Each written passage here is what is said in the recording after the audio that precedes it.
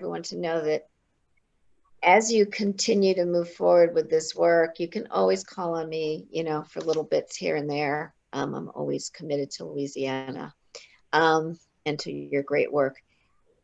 So just a little bit about the provision to begin with for early adopters to do the pilot agency. As I remember, I think that the real reason for doing this is the recognition that it isn't really enough in order to sustain a state as model employer initiative for people to just wait for applications of people for disabilities to come in. That if, or for people to come to us with disability accommodation issues themselves, that we want to be as proactive as possible, but also understanding that you're all incredibly busy. So part of the idea of doing and that everyone's learning.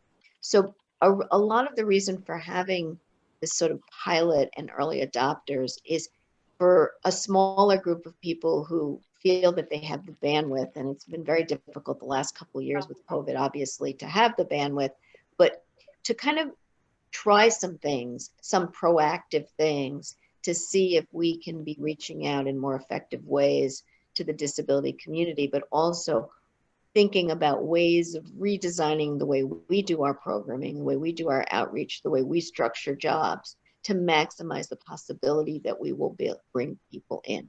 So that's kind of the basis for it. And then, we did ask for early adopters, and we put that together, a month, Bambi, before COVID hit. It was like a month or two before COVID hit. So it's understandable that agencies have done varying amounts. We had 3 agencies who stepped up to be part of the pilot, and it was funded in part. My time was funded in part from a grant from the last year of grants from Dept, the Office of Disability Employment Policy. And so each of those 3 agencies put together plans with us based on what they thought they would be effective and useful for their particular agency. And each of the agencies will talk to you about that. But there were a variety of ideas that came out of it.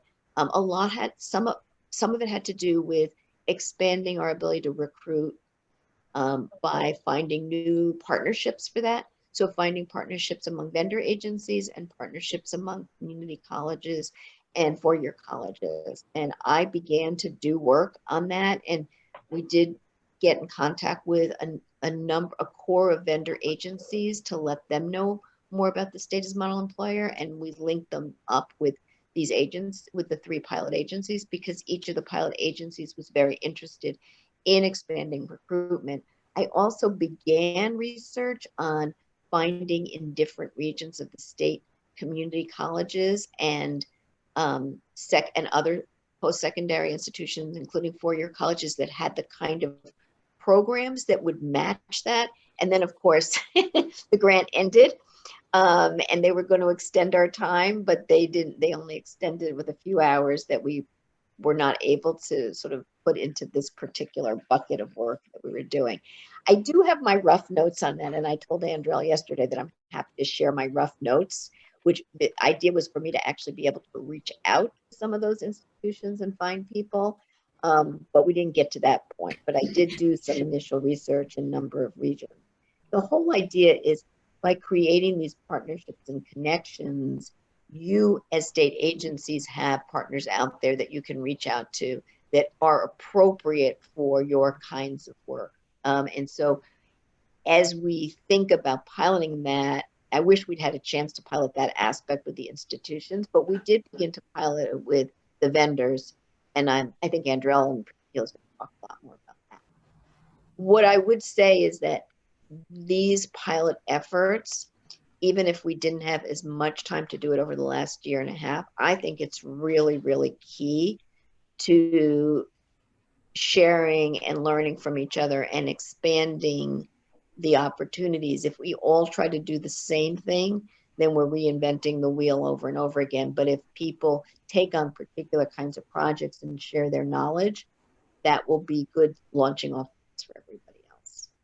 So that's my introduction. I think it would be great. I think you'll hear more from the three agencies about what they have, what they wanted to do, what they have or haven't been able to do. But I think the more innovative we are in thinking about where is a particular state agency we are, and what's useful for us to try to do, even in small ways, we will as a community learn from each other and get better and better at doing work.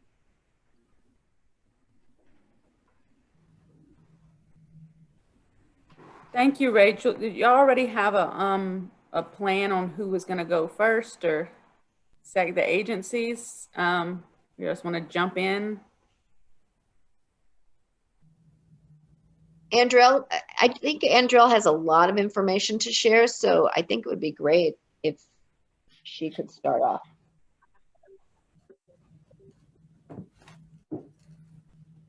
Andrea, we can't hear you. Myself. Yes, I'll start. Good morning, everyone. So, what DOTD has done to show our commitment to generating immediate opportunities for these citizens with disabilities is we continued our partnership with LRS and LWC, working directly with Brenda Boyer, receiving referrals from her. And we drafted up emails for all of our hiring managers when we would discover that some of her referrals had made it onto an eligible list. And so we send that referral email to the hiring manager responsible for the individual posting. And then we host internally among our management team, along with our recruiter, to include Brenda Boyer and Rachel Pollock. We host a quarterly SAME meeting. And in that meeting, we discuss ADA accommodations that may have been granted to employees that particular quarter.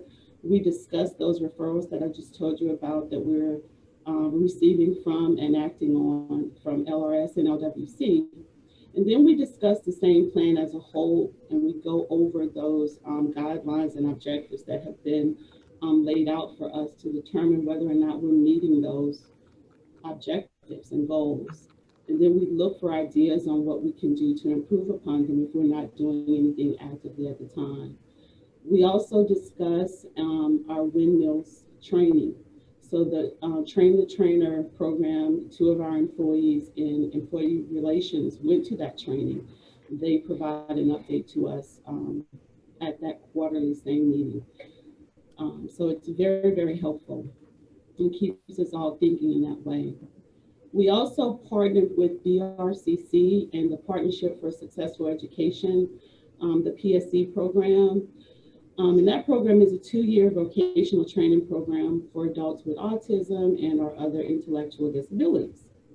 And since partnering with that program, which we did so in 2019, we have onboarded 4 students to serve in an unclassified student position here at DOTD. And we're right now in the process of accepting a 5th student through that program. We're waiting on there to be a student identified. The idea is that those opportunities were to turn into classified, appointments. And so we have encouraged the students to reach out for those classified appointments after their student appointments are over. And we did have one candidate to apply for, was deemed eligible, and interviewed for a competitive vacancy within DOTD. While that candidate was not selected, they are still a part of our continued recruitment by participating with our recruiter for career counseling. And so we're guiding them, helping them to apply as applicable to the jobs that they qualify for, and teaching them how to continue to be diligent through this selection process. I know no one knows more than a state employee how hard it is to get your application to kind of stand out. And so we're encouraging them in that regard. And then Rachel Pollock introduced us to 6 vendors by way of the same vendors program. And so we are working with developing internship programs with some of those vendors, but we're also receiving referrals from all of those vendors. And so that enhances our credibility with this same plan, we're not just getting those referrals from LWC and LRS, we're also getting them from those 6 vendors that were introduced to us by Rachel.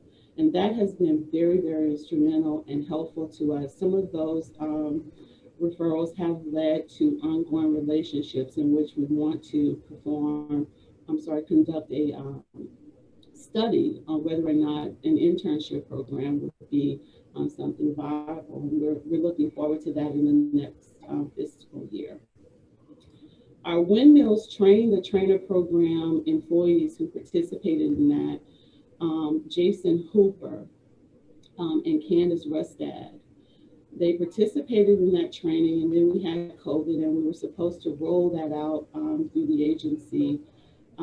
What they have done with that is train the HR management team on changing the perception of what ability looks like, disability.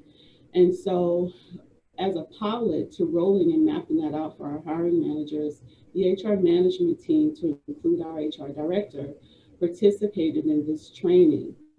And we will, in the new fiscal year, map out a plan to introduce this training to our hiring managers on an as-needed basis.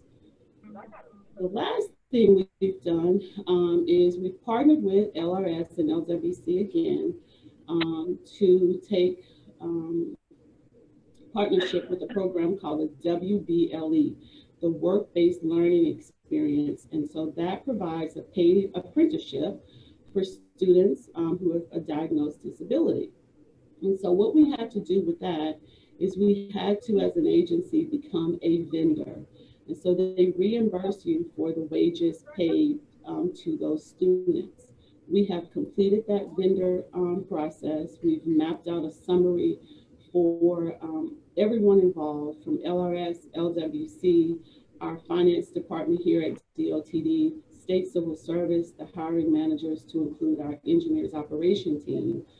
We've mapped out a summary of what that onboarding process looks like for students. And so the participating students would earn $9 an hour. Not only are they earning that as compensation, but they're also gaining valuable experience that can transition and correlate to qualifying experience for a maintenance repair after they complete their hours worked in this program. So we're very, very excited about it. We are waiting now for a student to be identified and shared with us so that we can get started with onboarding our very first WBLE student. We are so excited to participate in this. We were told there were no other agencies participating in this way. And so we're excited to have been the first, but we're also looking forward to sharing some of this experience that we have in building this program within DOTD, sharing that with other agencies who might be interested in helping out in this way. So that's what DOTD has been up to. Let me just also follow up on the apprenticeship sort of internship. What's wonderful about these internships is if you focus them on specific types of jobs that you know you have, that you will have ongoing openings for, it really is a pathway to employment for people. And there's a lot of interest around the country on using these paid internships to really be not just opportunities for people to get general soft skills, but really for opportunities for people to learn skills that really will bring them into jobs generally, but in this case, state government in particular, which is a major employer, for the state and for all states. So it's a really, really nice model. And I think you're trying, Andrel, to do that as well, working with the customized internships that aren't the work-based learning experiences, but your own funding as well, to work with vendors to say, what are the jobs that we really do have openings for?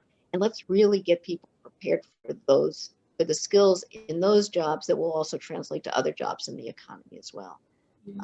So I think it's really, really exciting work.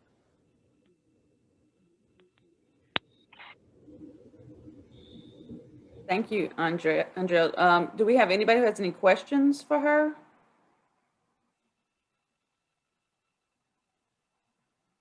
Andrea, I would start. Oh, go ahead, Ken. I think it was Ken that spoke. Yeah, yeah. I was just going to say I don't have any questions, but I do want to commend DOTD. This is that they're approaching this from they have a multi-pronged sort of process, and this layer that they put in place to address this issue and to meet the needs of individuals with disability employment needs from a number of different perspectives and ways. So I just want to commend them because this is awesome. The relationships that they've established with the CRPs, with BRCC. And I didn't even know it. I'm learning things. I don't communicate with Brenda as often as I should, but including even Brenda in some of those internal meetings and discussions. And so this is awesome. And of course, embracing the work-based learning experience, so those WBLEs. That's one of those pre-ed services, and I've always believed that that particular service, all of them are good, but that particular service, I think, probably is most valuable because it gives persons real work-related experiences, and so this is awesome.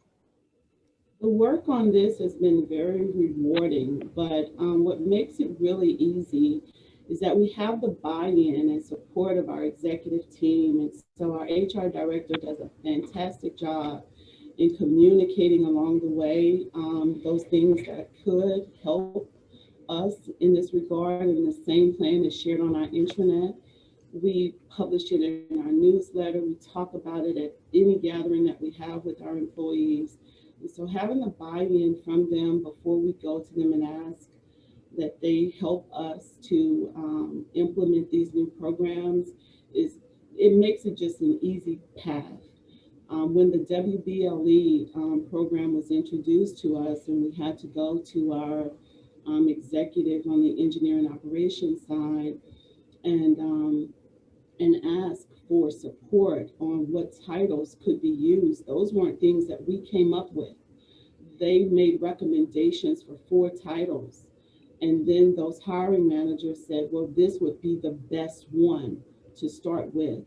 And so it made it, an easy transition to go back to the WBLE partners and say, hey, we've identified a title that they can, work from apprenticeship up to a classified hire. So it really does help. And so now we're waiting.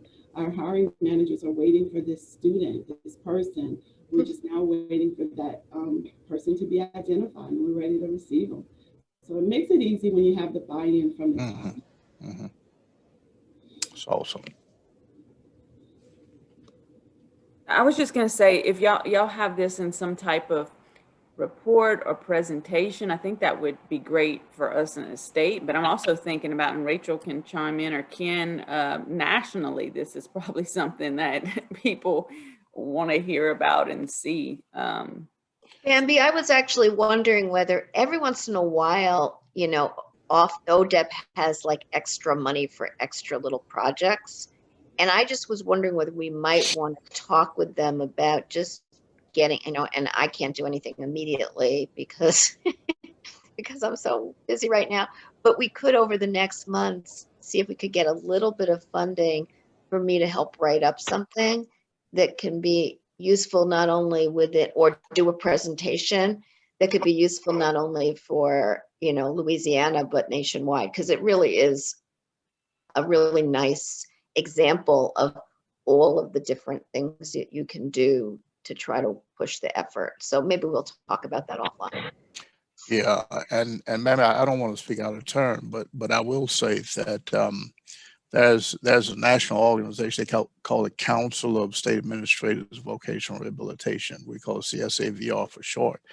And at those, and of course, we've because of the pandemic, they've been hosting virtual conferences, hadn't been meeting in person. But historically, at those conferences, one of the things they'll do is highlight unique, innovative partnerships. And I think something like this would be wonderful for them to hear about.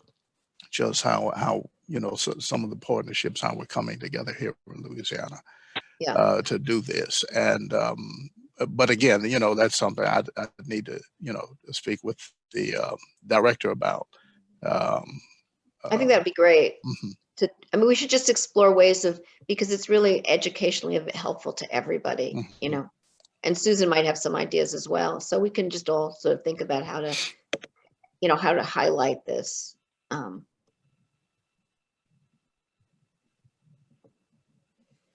Great, thank y'all. Y'all want to move on to the next agency now?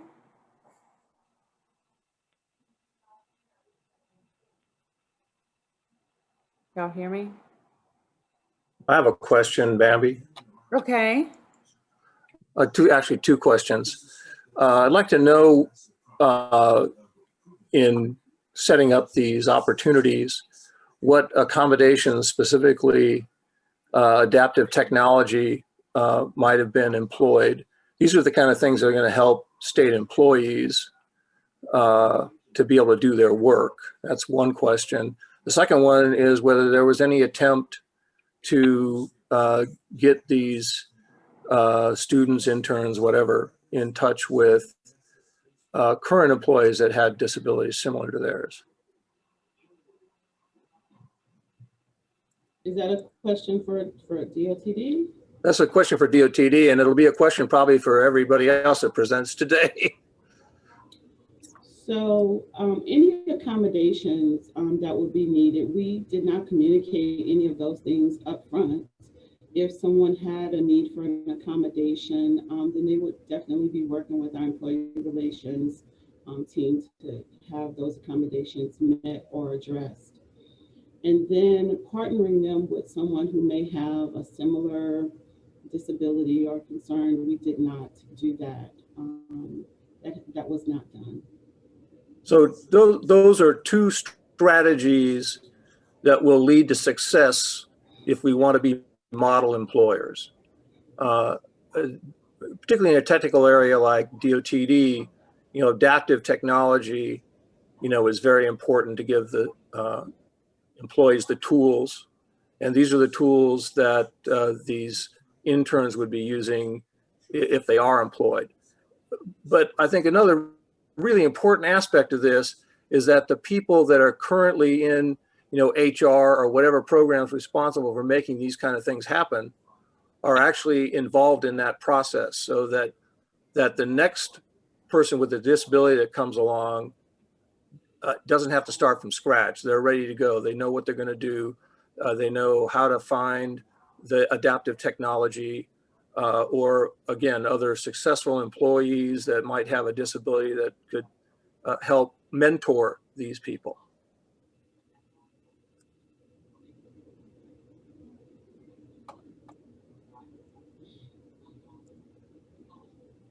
And I just have a quick question for you, and I want to just kind of reiterate what Ken said. Fantastic job, DOTD. I mean, wow, really blew me out of the water. And so I'm hoping to take some lessons learned from you guys. Tell me about the process of getting certified and becoming a vendor for the WBLE program. It wasn't so complicated, the form completion. They shared a couple of forms with us to complete. The concern was, the bottleneck was, where are we submitting invoices for hours worked? How are we tracking those hours? And then who in our finance department is going to reconcile the invoice and submit that to payroll for reimbursement? And then what type of student is this that we're paying and then we're now being reimbursed for? Is it a classified or is it an unclassified hire? So we had to work with civil service on that piece. So once those things were ironed out, we were able to identify one person in finance who will work on that invoice. I will be signing off on the invoice that will come through the recruiter. I will verify the hours based on our, the PTMW, and then that will be sent to finance. They will submit a paper check. The process only allowed for electronic payments prior to the state of Louisiana using it. And so the state of Louisiana does not allow for direct deposit. We had to allow for paper checks to be mailed. So those checks will be coming to the agency, coming to our HR office. So the payment to the employee is coming to your office? We will be paying the employee the payments for reimbursement. The WBS program will reimburse the agency for the qualifying students.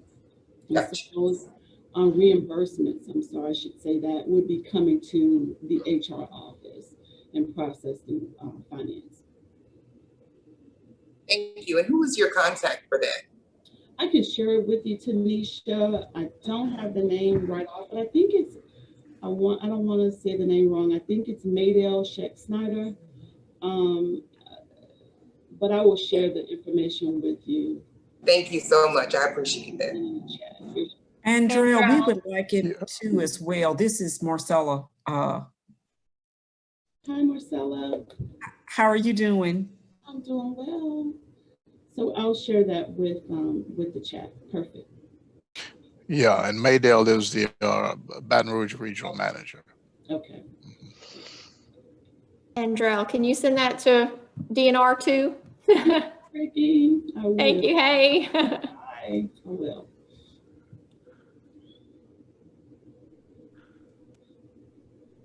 Okay, do we have, I guess we can go on to our next agency, DOA or LDH? Sure, I'll go next. My name is Brandon Blanchard. I'm a Human Resources Supervisor with the Division of Administration. Our action plan for the same pilot was based on action items that were listed in the same agency plan. One of these items was identifying recruitment opportunities, including secondary school contacts, recruitment events, and dedicated staff to proactively target candidates with disabilities. Our progress on this item is that we've been identifying our hiring managers about LRS applicants, and we continue to notify Brenda Boyer about our vacancies. We email her about our openings so that she's aware of them. We've been posting our student worker vacancies on the LSU and Southern University job boards. This past spring, we attended some of the local job fairs. They were virtual. We went to a couple of job fairs for LSU. We went to Southern. We also went to a combined job fair for the New Orleans area for UNO, Xavier, and Dillard.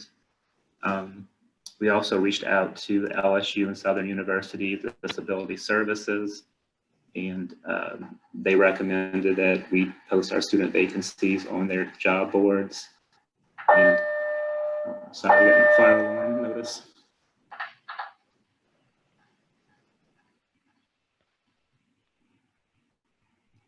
Sorry about that. We've also met with Johnny Manella with the Baton Rouge Community College's PSE program, and we do look forward to participating in that program in the fall. Some of the challenges we've been having are locating disability-focused job fairs in the Baton Rouge area. Our next steps include registering to attend the fall college fairs, reconnecting with LSU and Southern's Disability Affairs just to see if there's any updated contact information from those offices, and schedule a follow-up meeting with Johnny to further explore participating in the PSE program. In regards to the actual pilot, there were a few items that were identified. So for the pilot, one of those items was seeking to expand recruitment of hiring people with disabilities into permanent positions in DOA through the development of additional sources for recruitment of people with disabilities. So our progress on that item, we had provided job descriptions to Rachel, and based on those job descriptions, she had provided us a list of potential companies that may be a good fit for those type of jobs. So our next step will be reaching out to a couple of those vendors and seeing if we can take on some of their clients into our agency. One of our other action items was to evaluate the progress of LRS applicants. And we continue to notify our hiring managers of applicants who indicate they're LRS clients. And when Brenda specifically notifies us that one of her LRS clients applies to a vacancy announcement, we notify the hiring managers and encourage them to interview those individuals. And our next step will be to develop a process to follow up with those hiring managers and see how far those LRS clients get into the process when they're interviewed and why they may have not been selected for an opening. And then the other item in our action plan was to implement a referral process to promote hiring by state agencies of interns who have successfully completed internships but for whom there are no appropriate openings at the agency where they interned. We don't really have any interns at the moment because we haven't engaged in the PSE process yet, but we're certainly open to receive referrals from DOTD for individuals that have been successful in their program and may need some other full-time employment. So that's what we've been working on at DOA. Can I just also chime in that I think part of the last item was a recognition that there were some interns who had come from, particularly from DOTD, who didn't have appropriate opportunities at their agency at the time. So given that there's that one person, Andrell, that you're all working with now, who it might be good to try to link them up with, talk to folks at DOA and just see whether there are, we can enhance possible opportunities for them to apply for, with DOA. And so I know, coming out of COVID, it's been very difficult for everybody to to make those connections, but this is a good opportunity to think about that part of their plan that relates to your plan. Great, thank you, Brandon. That was a really good summary of your efforts.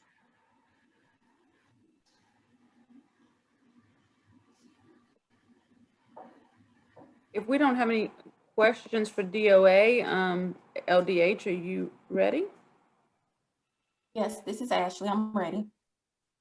So first, I want to kind of piggyback off of what Rachel said. We at Department of Health have been kind of sidelined by the COVID pandemic. A lot of the plans that we had, especially because these goals were set before COVID actually hit us, we didn't realize how much would go into each objective that we set. And so some of it we actually did not progress as far as we thought we would.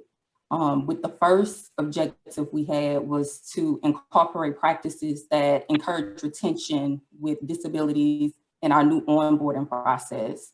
So Office of Public Health was piloting Inboarder, which is a platform that engages new hires. So instead of being bogged down in orientation paperwork, this process would be either on the phone or through email, but basically electronic onboarding. Office of Public Health kind of set the lead with that, and they were piloting this program, and we wanted to see if we could basically incorporate some of the disability information into that Inboarder process. And so Rachel did meet with our lead at OPH for the Inboarder process and made some very good recommendations towards material and content to use. And we were able to actually incorporate the Civil Service Disability Awareness tool or video into the Inboarder process. But as far as content, we have not finalized any additional information to put there. And so we are next steps are looking for more material to put in the Inboarder process.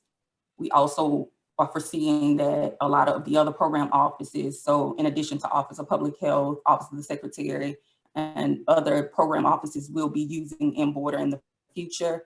And so we kind of want to finalize what information about disability awareness and the ADA process for Louisiana Department of Health can be incorporated in that. And so our next agenda, our objective or goal, was to develop a framework or a guide for supervisors to provide accommodations, including flexibility for employees with disabilities, flexible schedules, remote work capabilities. A lot of our managers are just kind of stagnant when it comes to that kind of stuff. They are resistant to change. And so we wanted to make sure we developed some type of framework for those supervisors, some type of guide. And with that being said, I think what ended up happening with COVID is that the workforce has now demanded that we have employers that are flexible. We then allow remote work and allow strategies that make the work-life balance really more accessible for employees. So with that being said, we already had some of the framework for this. We had policies for flexible schedules and policies in place for teleworking. It's just a matter of educating our supervisors on how to use that and put that in their toolbox and use that going forward to accommodate employees with disabilities. And so basically going forward, we would like to see just giving more information to the supervisor, and that can be done through our M-Border process for onboarding employees or through trainings, but discussions with our supervisors about being able to be accountable for accommodating. And then we also found that a challenge with that is that we are not always aware of the employees that need to have accommodations. So basically trying to educate our supervisors to provide that information to HR, because we do have an ADA committee and we have legal and HR on this committee to make decisions about ADA accommodations for employees. But if the information doesn't get to HR, we won't ever get through the process for these employees.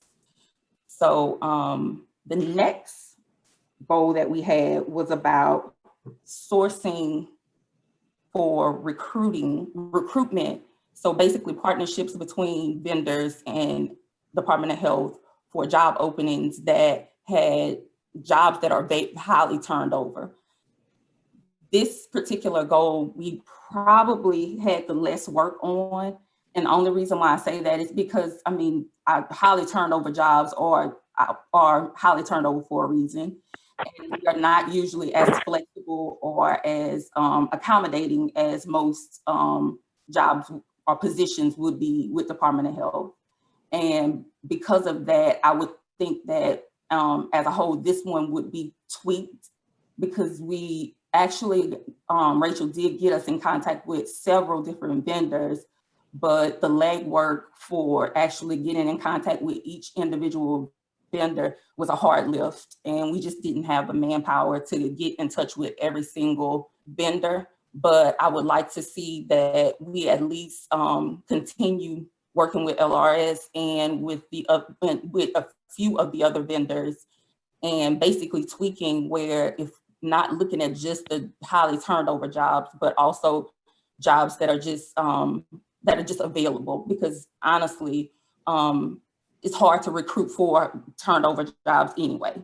And so we just want to make sure that we set people up for success. We're not necessarily putting them in a situation that we know wouldn't allow for accommodations or flexibilities that the employee may need.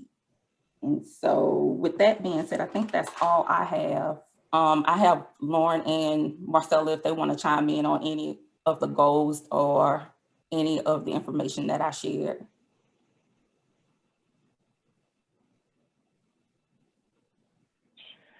Ashley, this is Lauren. Good morning, everyone. Ashley, thank you for that report. As we were prepping for this meeting, in reviewing the progress or lack of progress in some areas, for us, I think we were really trying to reach.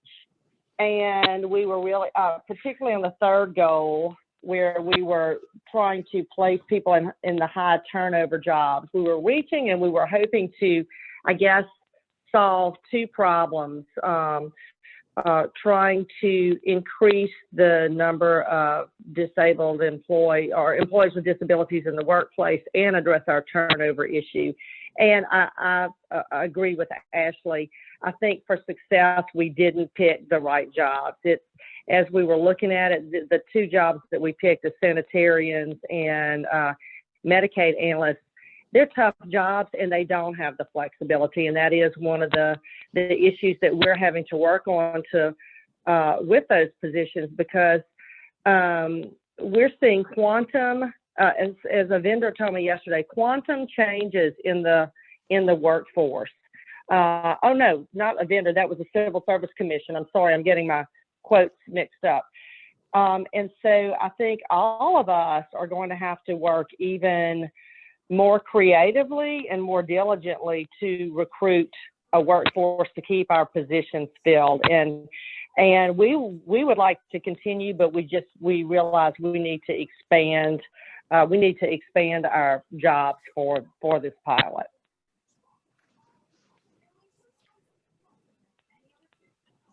Those are really thoughtful observations. And I think that for the pilot, one of the things we were trying to do is try to give me an opportunity to open up not only vendors, but school situations for jobs that there would be enough openings for. But by going in the direction of things that were high turnover, it was too much in that direction. So I think the key is to really focus on developing the relationships for the kinds of jobs you have that you tend to have openings for without focusing on the turnover jobs per se, and I think that makes a lot of sense. Right, and I think we had to go there and try it to learn the lesson. It Right. just wasn't something that was immediately apparent. And the other thing I would say is, and we've talked about this a little bit in other meetings, but to the extent that we can encourage having vendor presentations at the task force meetings from time to time, that will also help create connections with the group as a whole, so that people get to know who might be the vendors who have the kinds of candidates that match the kinds of jobs that they have openings for. So I think that, yeah. I'm sorry, Ms. Pollock, this is Kirsten Gladden. Bambi, if I may interject, because she was talking about vendor representation. And so I've been listening, and Rachel, you made contact with me and talked to me about the same task force. And I have had the opportunity to work with some of the departments in terms of trying to place persons with disabilities. I am a vendor in the northern part of the state.